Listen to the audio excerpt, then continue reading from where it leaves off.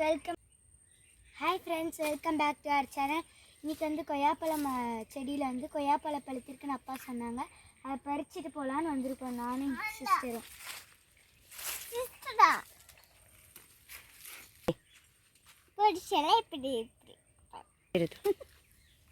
கீழேயும் பழம் பழுத்து விழுந்துருக்கு பாருங்க ஃப்ரெண்ட்ஸ்.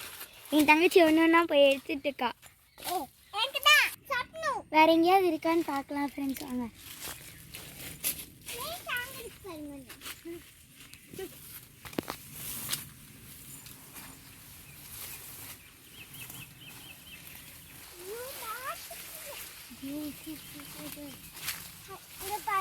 பிடிச்சேன் ஃப்ரெண்ட்ஸ். அது பச்சை காய்